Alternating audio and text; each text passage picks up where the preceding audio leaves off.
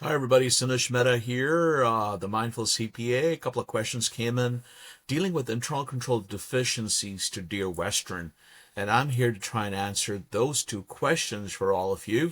First question that came into Dear Western was, how do you determine if a control is deficient versus when you just issue a performance improvement opportunity to management to just better execute that control next time? A key attribute has been missed by the reviewer, but based on internal audit's reperformance, there's no financial impact. Would you fail this control? So that's a great question.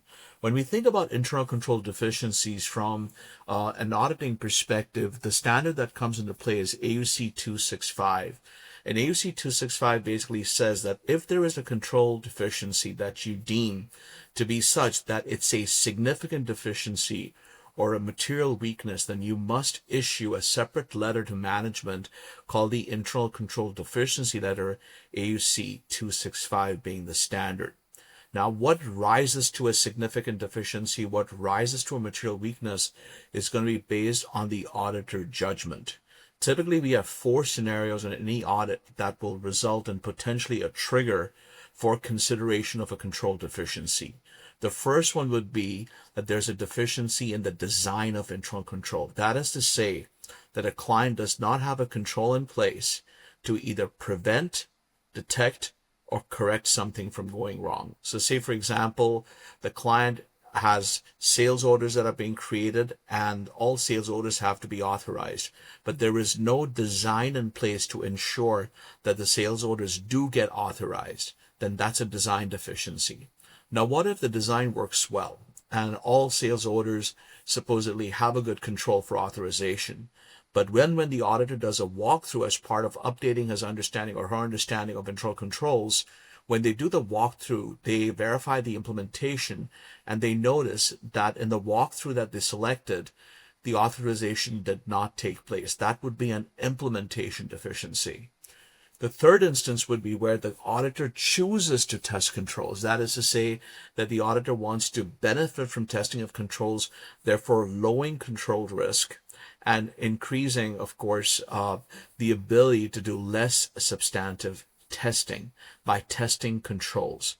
Now, when they test controls, if they find deviations in the operating effectiveness of that control, that is to say that they're looking at sales orders throughout the audit period and they find that there's a lot of deviations, then that would be an operating effectiveness deficiency.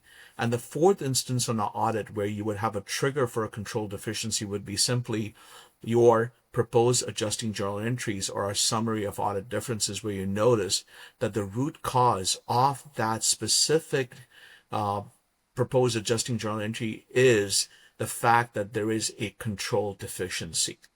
So when it comes to whether it's a significant deficiency or a material weakness, that is going to be based on the judgment of the auditor. I would deem to think that a material weakness is such that you need to immediately call the attention of the audit committee or those charged with governance to say, for example, there is a lack of competency. Perhaps there is such a big potential deficiency in controls that can result in management override. And simply it could result in fraudulent financial reporting or misappropriation of assets. And a significant deficiency typically would maybe be, related to a substantial or an important aspect of the client's business. Say, for example, if a client's in manufacturing, could there be a control deficiency in the shipping, in the picking and packing, in the warehouse, in inventory management and materials management, such that that can result in big time misstatement. So that's the approach that I would use in terms of what we call a standard deficiency or a material weakness. Now, if it's a normal deficiency, which of course, sounds weird, but if it's a normal deficiency, you can address that via a management letter comment that is part and parcel of your regular AUC 260 letter. Now, the second question came in, what happens after you find a deficiency?